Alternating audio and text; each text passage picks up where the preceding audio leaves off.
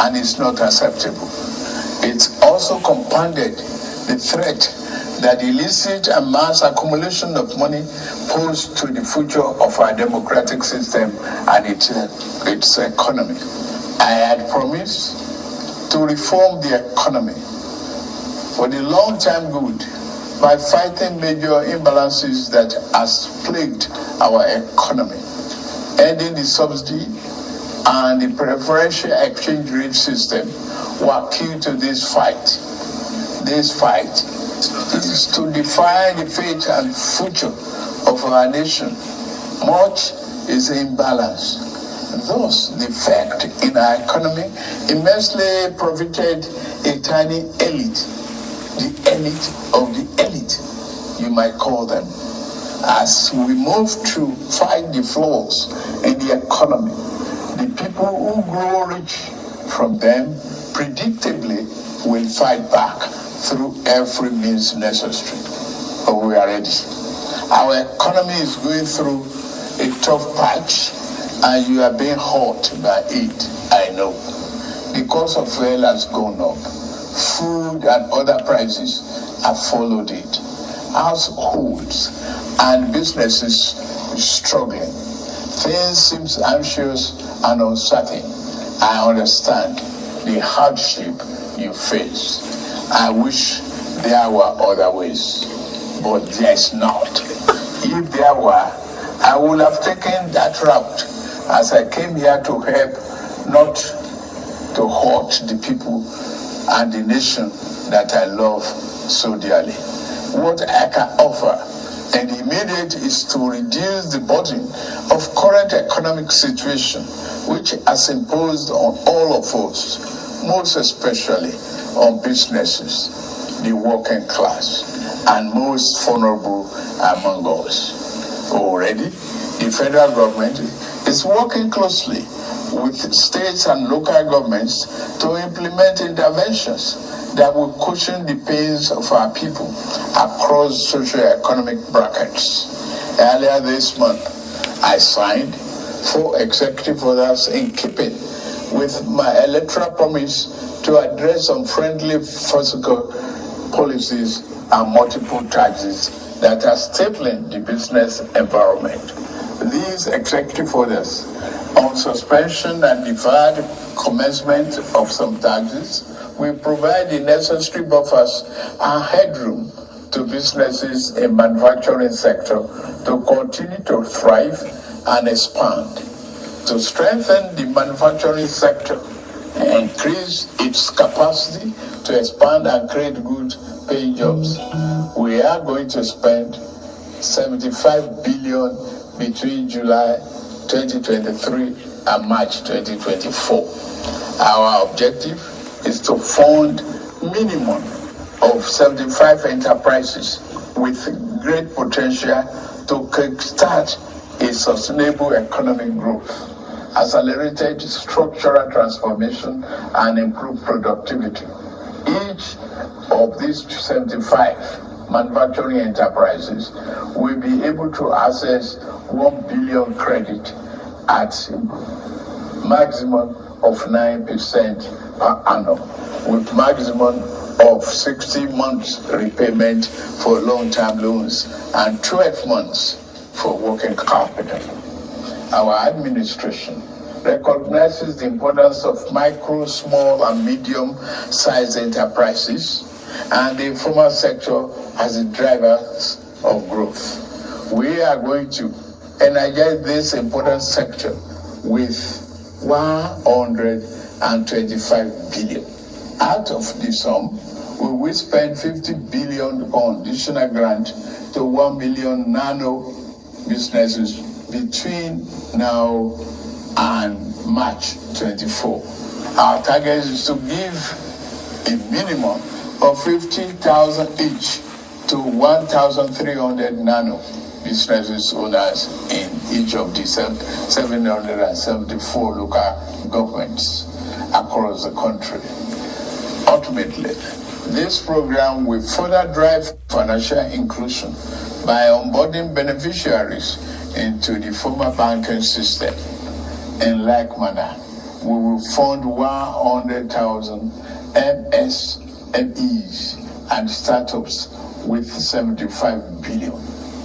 Under this scheme, each enterprise promoter will be able to get between 500,000 and 1 million at the maximum 9% interest per annum and repayment period of 36 months.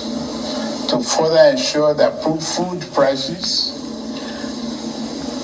and the items remain affordable, we have had a multi-stakeholder engagement with various farmers and associations and the operators within the agricultural value chain.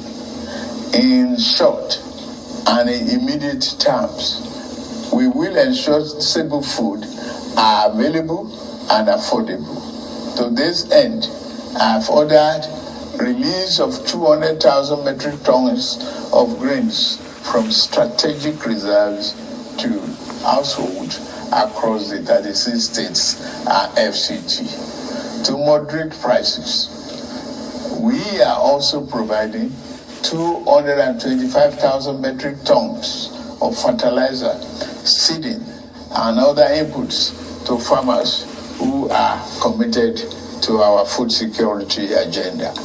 Our plan to support cultivation of 500,000 hectares of farmland and all year-round farming practice remain on course. To be specific, 200 billion out of the 500 billion approved by the National Assembly will be disbursed as follows. Our administration will invest 50 billion each to cultivate 150,000 hectares of rice and maize. 50 billion each will also be earmarked to cultivate 100,000 hectares of wheat and cassava. This expansive agricultural program will be implemented targeting small farm holders and leveraging large-scale private sector players in the agri-business with strong performance record. In this regard, the expertise of developed financial institutions, commercial banks, and microfinance banks will be tapped in to develop a viable and appropriate transaction structure for all stakeholders. Fellow Nigerians, I made a solemn pledge to work for you, how to improve your welfare and living condition.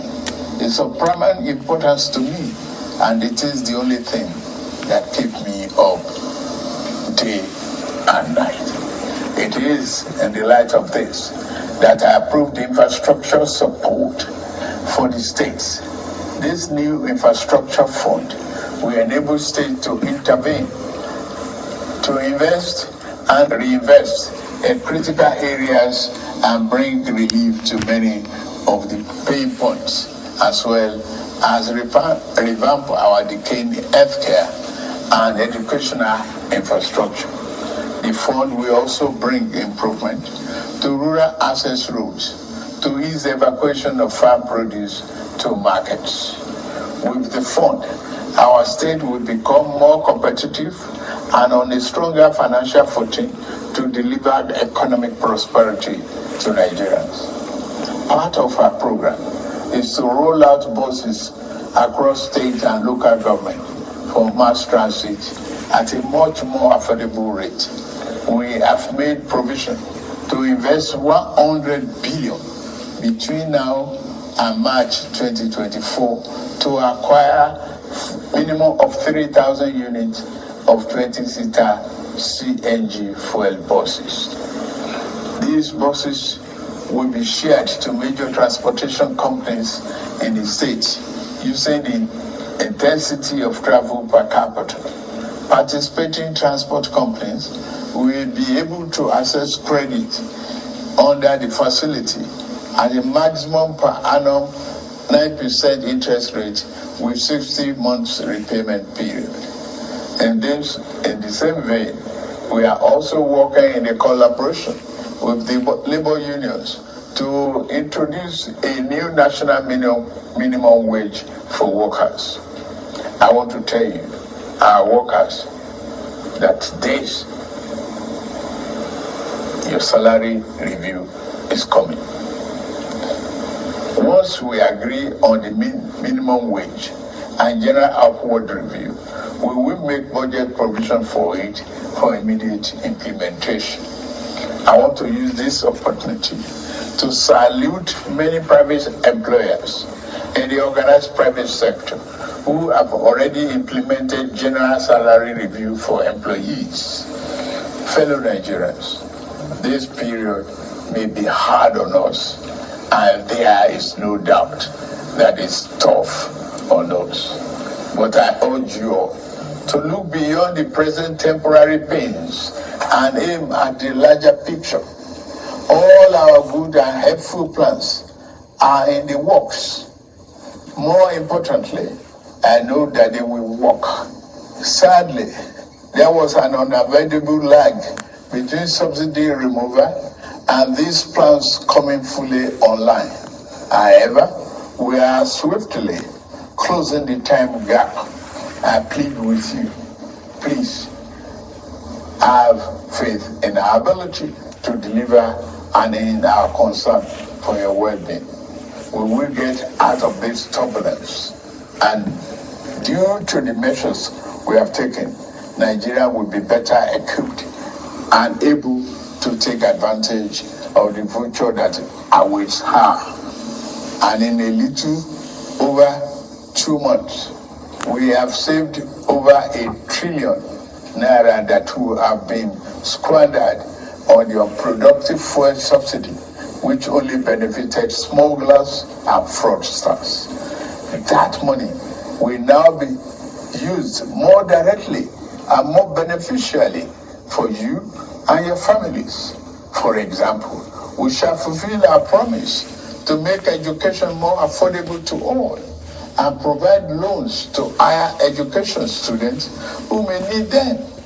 No Nigerian student will have to abandon higher education because of lack of money. Our commitment is to promote the greatest good for the greatest number of our people. On principle, we shall never falter.